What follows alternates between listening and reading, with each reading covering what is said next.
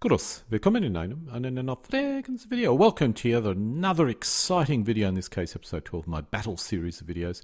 This video will cover the Battle of Cissis, which was a battle fought between the Carthaginians and the Romans in autumn, probably November 2218 BC, close to the Celtic town of Tarraco.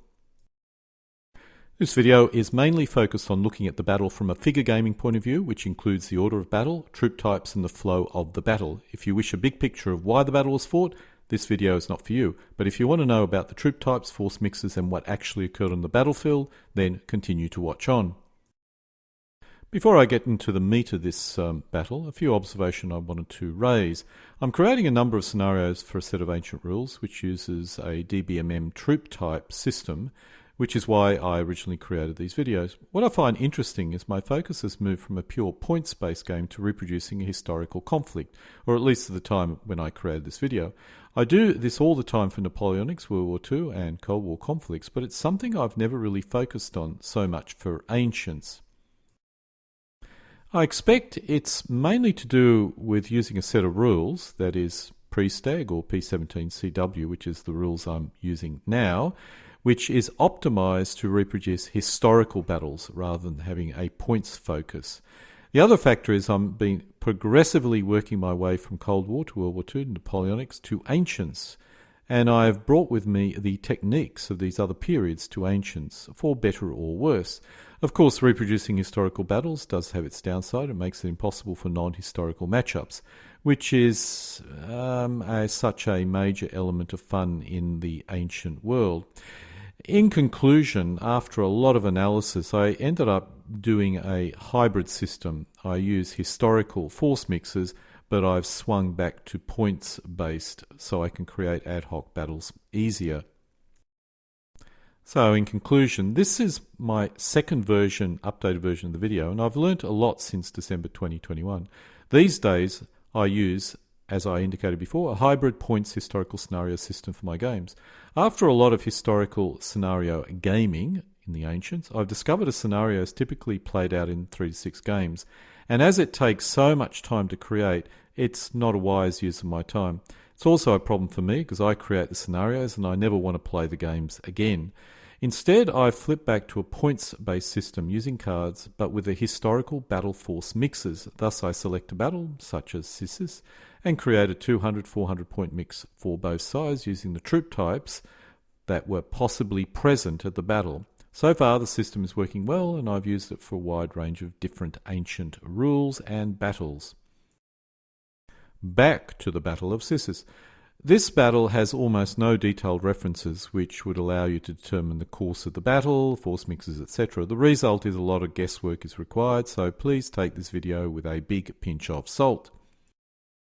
First, let's cover the order of battle and troop types of the Roman army. Our main sources come from Polybius, which Livy being a source as well. The Roman commander, Gnaeus, would have had his entire army of 2 legions, with 2 allied legions with him. This possibly totaled 17,600 infantry and 2,400 cavalry, which would have been the standard strength of 2 legions plus allies. He would have almost certainly had some Spanish support, but probably not too much at this point. A guess of 3,200 infantry and 600 cavalry, Spanish, was probably the scale of Spanish support the Romans enjoyed at the time. In Livy, we do discover that there are some tribes with which Gnaeus was successful in conducting an offensive and defensive alliance, and raised a number of strong auxiliary contingents from them. So we know that he did have some Spanish. It's possible the Romans had less legionnaires and more Spanish, but for simplicity I'll assume 2 full legions and a reasonable Spanish contingent. As we have some good material from Polybius concerning the structure of the Roman legion, let's go over it briefly. Polybius indicates a legionary strength of 4,200 men. The legion consisted of 1,200 hastati, 1,200 principates, and 600 triarii. Polybius does not specifically mention this, but we could also assume 1,200 velites, which gives us about 4,200 men. The legion had a cavalry force of 300, although I'm uncertain if this was in addition to the 4,200 men or had to be included. The source I am using assumes this was in addition, so I'm going to assume in most cases cavalry were counted separately. Using guesswork, and I'll have to be completely honest about it, it is guesswork, we probably arrive at the following troop type compositions. It's possible that there were less Italian legionnaires and more Spanish foot, as well as less Allied cavalry and more Spanish cavalry. The only set of rules which covers this battle is Command and Colour board game. It's difficult to convert this into troop values, so I've only included it as a FYI. I'm going to be using the latest DBMM Army List 2.1 to give me an idea of the troop types available to the Romans in this period. This shows the core troops available for the Romans during this entire period. We think the Romans may have had around about 600 cavalry, and they were considered as reasonable quality in this army list. The Romans also probably had about 1800 allied cavalry, with a quarter being reasonable quality and the rest inferior quality. As indicated before, during the battle the Romans may have had a small number of Spanish cavalry, perhaps 600. It's unlikely that any Gaelic troops were present in this battle. The bedrock of the Roman army were its legionaries, or the hastati and principates to be specific. It's assumed most of the Italian allies were armed in the Roman manner. These shows the velites, or what would eventually become velites. In this case they're called levi. I'm uncertain why they are called levies in this army list. I suppose to differentiate them from the latter better quality velites. Later you can upgrade these troops to a higher quality velite, so maybe during this period there's some sort of transitional stage occurring. The triarii were the spear-armed Romans, normally in the third line and consisting of the most experienced troops, as well as the oldest troops. The Romans would have selected the high-quality allied troops to form special reserve formations, which is what this troop type represent. I'm uncertain if they existed in this battle, and I must be completely honest, I'm not really very familiar with Italian extraordinary foot, but let's assume they were here. The Romans would have used some Spanish troops. My estimate is about 3,200 in total. Let's now swing over to the Carthaginian forces. Hanno's forces are much harder to calculate. However, we have quotes from Livy and Polybius to give us some minimal clues. We know Hannibal left 10,000 infantry and 1,000 cavalry with Hanno. However, this force would have been simply too small to risk a battle. Hanno would have certainly spent the time he had available getting all the Spanish help he could. My guess is something like 7,000 infantry and 2,000 cavalry could have been raised by Hanno's Spanish allies. This puts his total force at 20,000, which means he was outnumbered by Gnaeus, but not so terrible to make a battle suicide.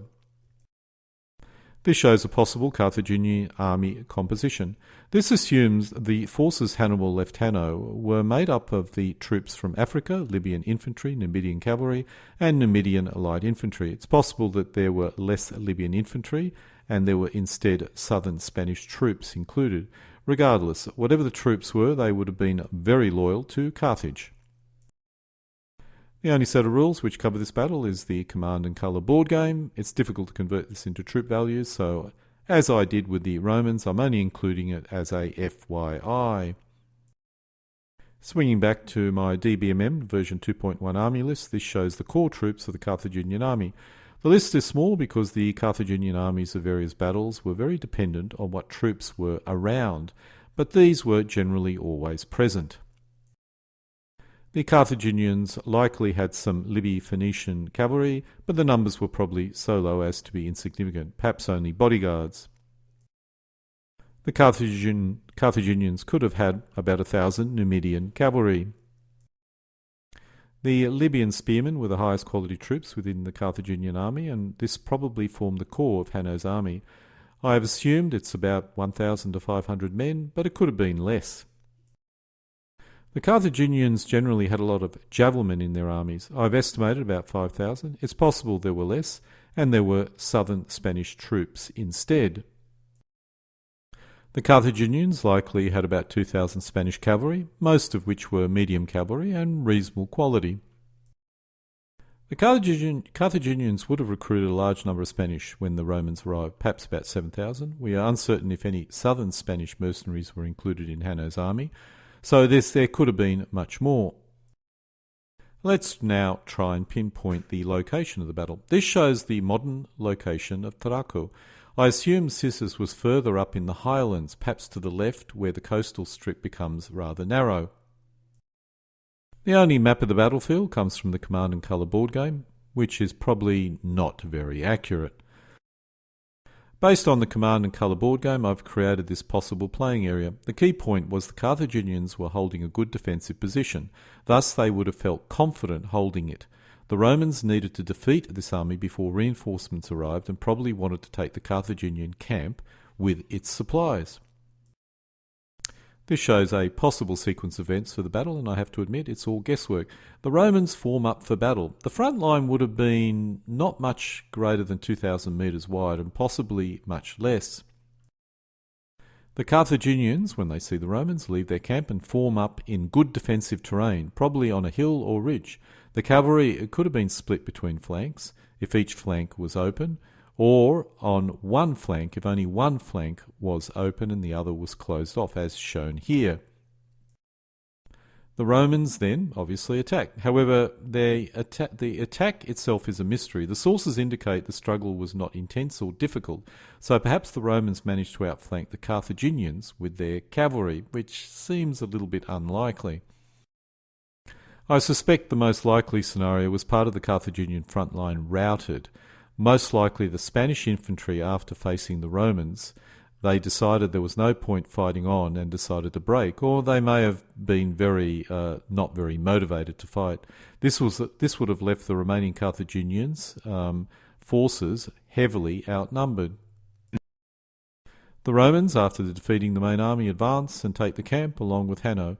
If they captured Hanno in the camp, Hanno must have moved into it during the battle, which supports the rout theory. This is probably not a very interesting battle, as the Romans have such an advantage. On the other hand, perhaps it was a closer run thing. If the Romans failed to dislodge Hanno, he would have received reinforcements and the war would have ended in a draw in 218 BC in Hispania. This shows both force mixes using DBMM troop types and points. I use this for my P17CW rules, but effectively it is the DBMM army list, so you could use it for DBMM. What you can see here is that the Roman army is about 157 points, which is quite small for DBMM, and the Carthaginian 131, so the Romans do outnumber the Carthaginians according to this. I did go ahead and create a scenario for the battle. Again, a lot of it's guesswork. But I did give it a go, and it gives me a game.